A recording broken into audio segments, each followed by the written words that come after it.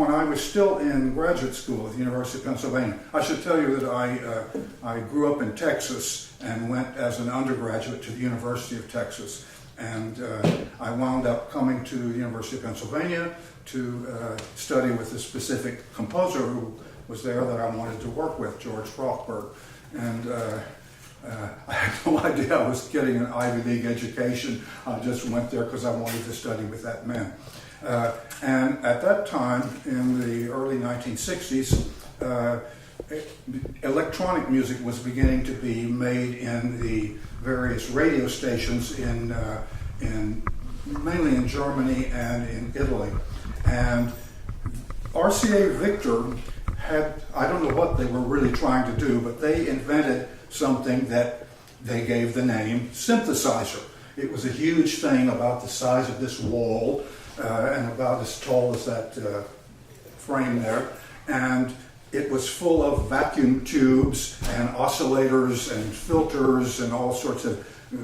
And I think what they were trying to do, they were trying to make a machine that would duplicate the sounds of the various instruments so they could get around the musicians union and not have to pay live people. You know, ultimately, they didn't get very far with this endeavor.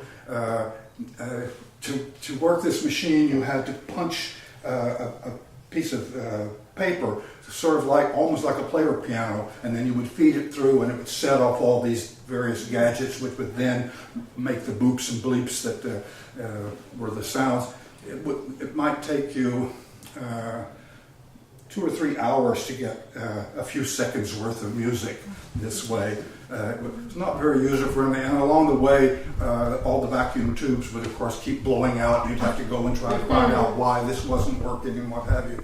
And then, in the middle of the 1960s, well, actually, when I was still in grad school, we, as students, all went over to Columbia, Princeton to hear the first concert of electronic music produced by American composers. And it was a historic event, and it still is available on a recording that you can look up and hear that original concert. But in the mid-1960s, along came a lot of different electronic innovations, among which were transistors, which put vacuum tubes out of business and made everything vastly smaller and more compact. I don't know anything about the electronics of this whole business here, but the beauty part is I didn't have to, because a man named Robert Moog, and incidentally, everyone always sees M-O-O-G and thinks Moog, but he's Dutch, and the double O is Moog. So he himself was rather alarmed when popular musicians began to pick up on his new gadget, and they put out albums with titles like "I'm in the Moog for Love" and "Moog Indigo," and he was not. He said, "I feel like Dr. Frankenstein sometimes."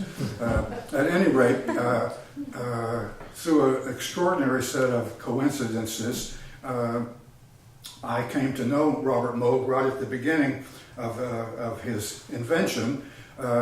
He had made a prototype of a synthesizer, and instead of being the size of this wall, it was something that was about the size of that piano and it could easily sit on a desktop. And it was very user-friendly. He wanted to make it, you could play it from a keyboard, or you could control it in a variety of other ways, but he wanted it to be accessible to musicians, to be like a musical instrument, not just like some kind of scientific gadget. A friend of mine was a member of the Alvin Nikolai Dance Company in New York at that time. And Nikolai was a man who not only made the choreography, but he also made the costumes, the sets, the lighting, the projections, and he also made his own sound scores. He did the whole thing. He was the master puppeteer.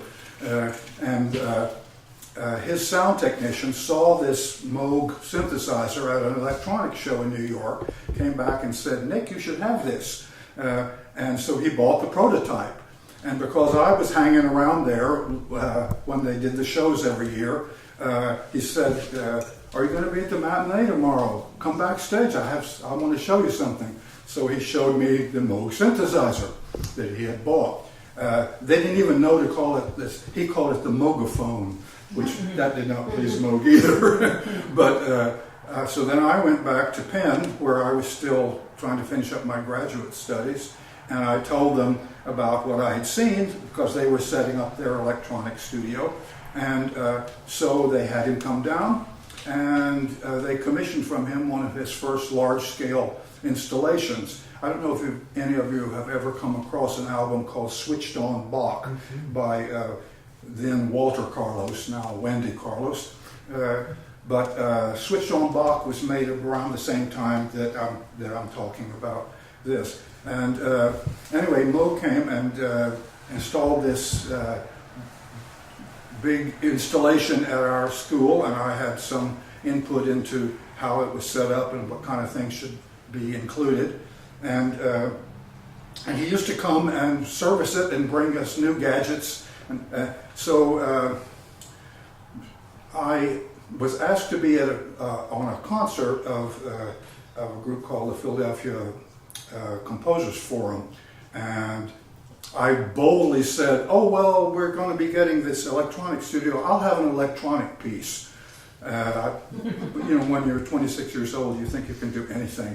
So I volunteered to have this piece, and finally the machines got installed, and I began working there. Did not know anything about it, but because it was very user-friendly, I just plugged things together, and when I heard something I liked, I recorded sequences with it, and then began to realize it was much more like putting together a film. You know, you blended footage together, you edited it, you spliced it, and in those days there was no live performance electronics. Everything was, in fact, it was called tape music at the time, because the only way you could ultimately assemble a piece was by putting it together on magnetic tape.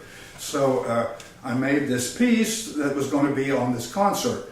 Also on the concert was going to be Vincent Persichetti with the piano quintet, and George Crumb playing his own night music for violin and piano.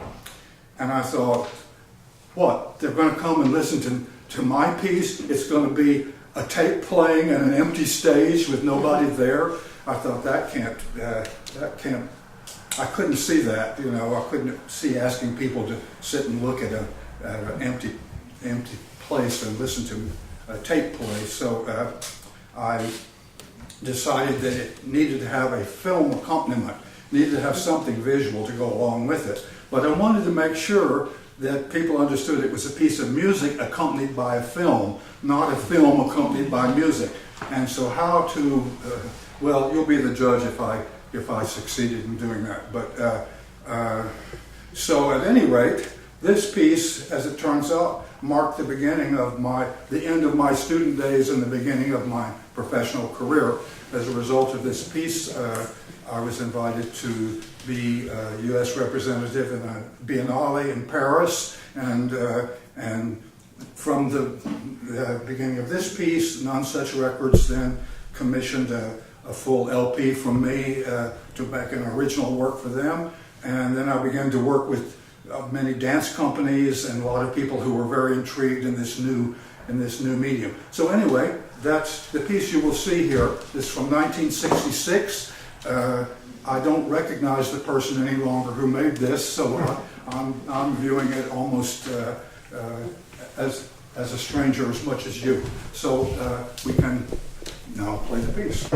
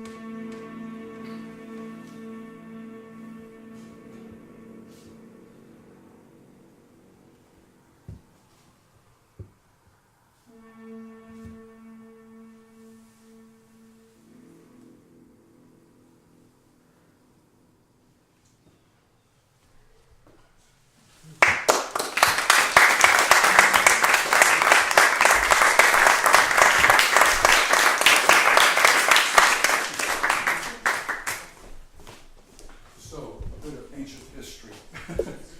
A couple of years ago in Philadelphia, a producing organization called Bowerbird wanted to do a whole evening of my early electronic pieces, and a year later I made another film and tape piece, and then, as I told you before, did a lot of work with electronic stuff for maybe the first 10 years of my career.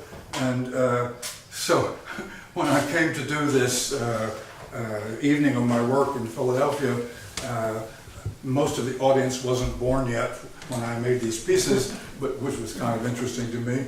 And so they asked me in the Q&A afterwards, are you still working with electronic music and multimedia and what have you? And I said, no, now I just want to be Brahms. So that's been my ambition, and I'll go a bit in that direction next. This piece is a sonata for cello and piano, and I don't remember which year it was. 2010. So it's 7 years ago. I had written a violin sonata, and I had written a viola sonata, and I figured I needed to. I myself was a cellist starting in junior high school, and I played the cello all the way through undergraduate school. In fact, I went to undergrad school on a cello scholarship, and continued to play all through graduate school, and then became so preoccupied with composing that I really didn't keep up my practicing and what have you. But I still know my way around the instrument. Oddly enough, after I get back to New Jersey, I'm going to be performing on the cello, horrors, for a piece called Symphony for Broken Orchestra by the Pulitzer Prize winning composer David Lang. And each of us is being given a broken instrument that belongs to the Philadelphia public school system, and he has written a piece that makes use of the specific broken sounds that these instruments make. So I don't really have to worry that I haven't kept up my chops on the instrument. I'll just go there and make whatever squeaks and squawks he wants me to make on the instrument, and it should be great. There are going to be 400 of us in an armory in Philadelphia performing this work at the beginning of December. So that's going to be fun to get back into the game as a performer. In connection with this piece, I'd like to pass around these sheets here that you can refer to. Maybe hand some in the back there.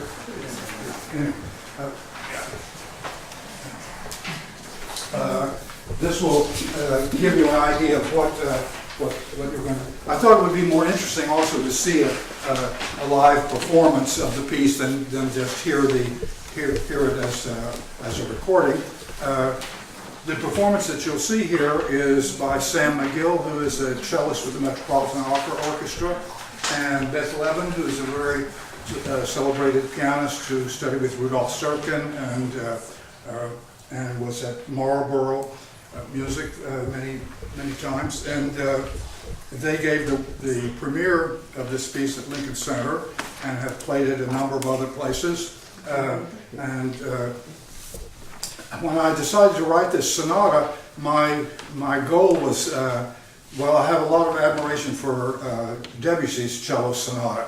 I like the fact that its length. I like the fact that it's in several movements and that each of them has a title. And beyond that, my piece doesn't bear a lot of resemblance to Debussy, but that's where I started from. And as I was working on this piece at the Virginia Center for Creative Arts, and as I began to write the piece, I was working both at the beginning of the piece and at the end of the piece, and I began to see, as I was working on it, that a certain kind of proportional scheme was possible. So as I worked still further on the piece, I began to see that if I really hedged my bets a little bit, I could make each movement be precisely 1 minute longer than the movement that preceded it. So as you'll see on the sheets that I gave out, it begins with a movement called Proclamation, which is only 2 minutes long, and this is followed by a section called Repartie. They're actually joined, but you'll see clearly where one ends and the next one begins. Then there's a pause, and there is a 4-minute section called Discourse, and then it all finally winds up at a 5-minute section at the end called Consolation. These titles, incidentally, are the work of writers who were at the Virginia Center at the same time that I was writing this piece. And I took descriptions of the 4 movements as they were developing and said, well, this first movement kind of does this, and the last movement kind of does this. What do you think would be good titles for it? So they all submitted one-word titles to me for possible names, and I picked the ones I liked the best. And I should tell you another thing about this piece, and it's true of a lot of my more recent work. I oftentimes tend to look at the players in a piece almost as though they were actors or characters in a play, or perhaps characters in a scene in a novel. So the cello is one sort of character, and the piano is another character, and you will see at the outset that they don't like each other. The cello throws out what he thinks is a very heroic idea, and the piano basically says, "Oh, what baloney," and so they then sort of spar with each other for the first couple of minutes, and the cello sort of throws up his hands like, "Oh, I give up," and the pianist. So then they basically both have a little bit of regret and sort of say, well, maybe we need to get along a little better than this. So they sort of toss back and forth a few sort of pleasantries and slightly barbed, humorous comments. So things end a little better at the end of the second movement, where there is a kind of flash forward to what's going to ultimately happen at the very end of the piece. So then there's a pause, and the third movement, the discourse, begins with the pianist is just, you might say, treading water in the background, just not participating other than just sort of lurking in the background. And the cellist is sort of licking his wounds like, I don't think I deserve to be treated this way quite, Then they go at it head on. You ever see those television shows where the left and the right are both having their violent opinions, and they're both coming out, but they're both talking over each other so nobody hears what the other one is saying. So that pretty much is what happens in the second part of the discourse. Both of them are making their most cogent arguments, but neither one is listening to the other, really. And ultimately, the same impasse that occurred at the end of the first movement happens here. But now, because the pianist has no more cards to play, basically, the cello wins by virtue of eloquence. And I think, so when I greatly admire the music of the great Polish composer Witold Lutosławski, who I discovered very late in life, and wondered why I didn't know this wonderful music. But he had an idea that one of the things that he didn't like about the tradition of symphonic music was that they always put the most heavyweight movement first, and then he always felt like that should be at the end, and that should be the goal of the piece. And I see the logic of that, and he deliberately built his pieces so that he sort of forced you to go toward the conclusion rather than get the big weighty thing out of the way at the beginning. So that's what happens here. I mean, the idea is it's all aimed at this more quiet and lyrical movement. I'm also going to make a confession to you. About a year and a half ago, a critic who had not been particularly kind to my music suddenly heard a piece of mine that he liked a whole lot, and he wanted to interview me and talk to me about it. And in the meantime, he wrote this rave review in the Philadelphia Inquirer, and so when I went to meet with him for the interview, I thanked him and I said, you know, you did something I think is pretty remarkable. You gave a rather good explanation of what my harmonic language is in terms that lay people can understand. I said, people are always puzzled about what's going on in my music. They know it's not your standard C major stuff, but they also don't quite think that it's, you know, your fingernails on the blackboard kind of dissonances, and they don't know what's going on. I said, you came up with a good explanation. I said, so I'm going to give you a confession, as I am to you now, that I said, I'm a 12-tone composer. And he said, oh no, but you use it very freely, right? And I said, no, I use it with absolute strictness. So when he wrote his interview, he said, he works with the now unfashionable 12-tone system, but he does with it what other composers say you can't do with it, like writing lyrical melody and having strong emotion. So anyway, I hope that you will perhaps, at least by the end of this sonata, agree with him about that. And so here is Sam McGill and Beth Levin with my cello sonata.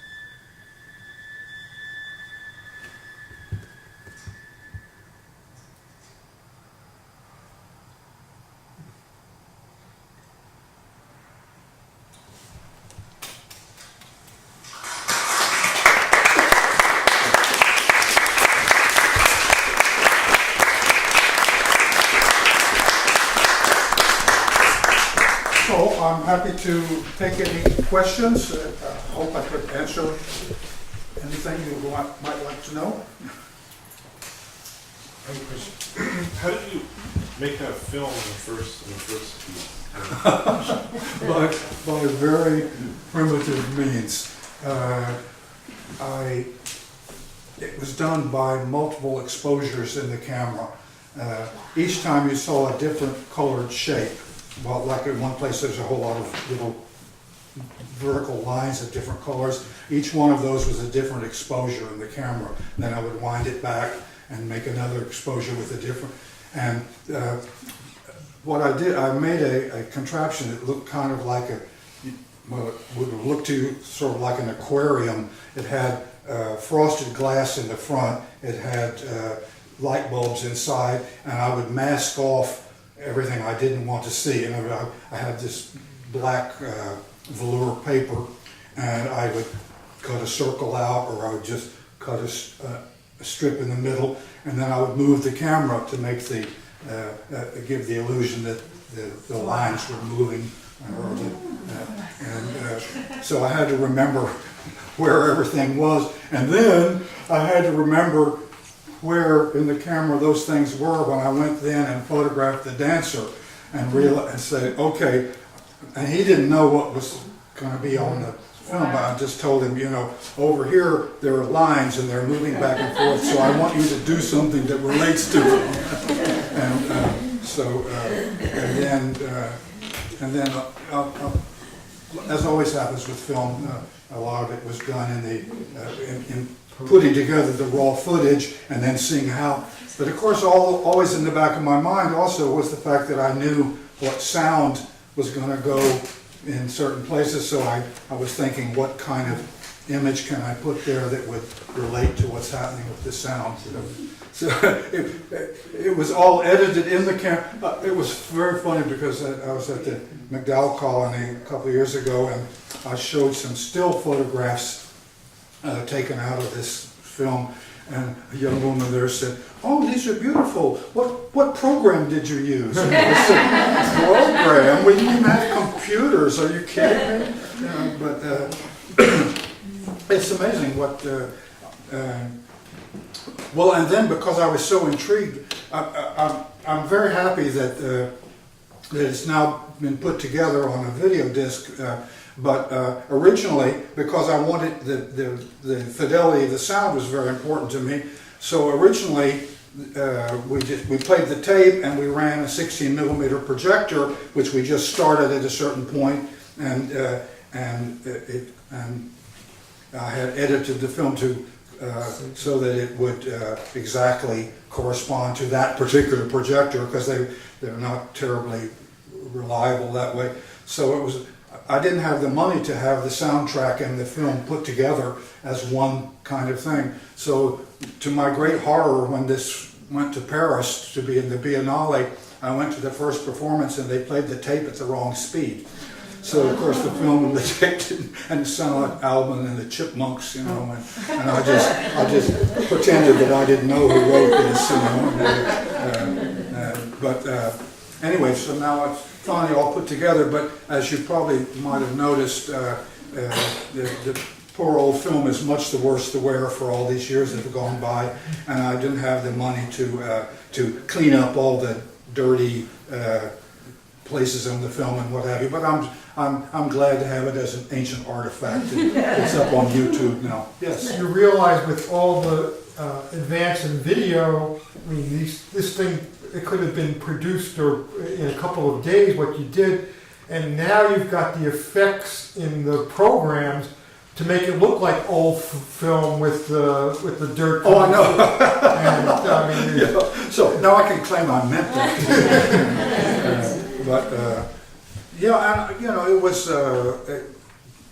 I just was fascinated. Well, all while growing up, music was always my main interest, but I always painted.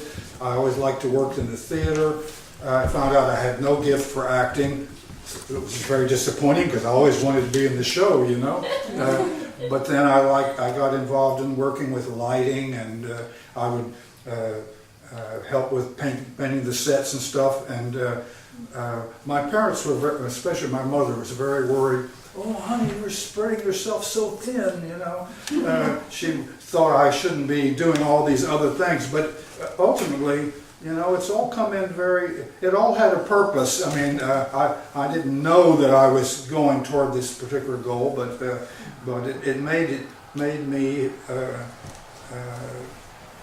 very knowledgeable to work with other people in collaborations, with dancers and designers and filmmakers, and so I don't do this sort of thing, but I did way back in the early 1970s. I wrote a multimedia sort of experimental opera that had quadraphonic electronic sounds going all around the theater, and I also designed the sets, the costumes, the lighting, and the projections, and put together the libretto myself.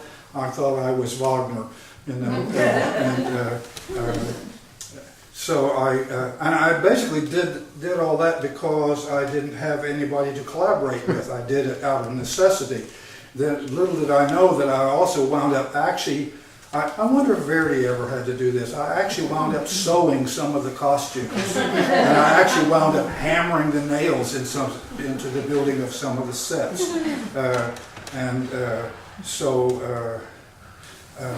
I love doing all that stuff, you know, but now I'm just concentrating on, I'm here writing a chamber opera based on an André Gide novella. And I'm about halfway through with it, and somebody else will design it and produce it and act it, and I just want to do the music now. So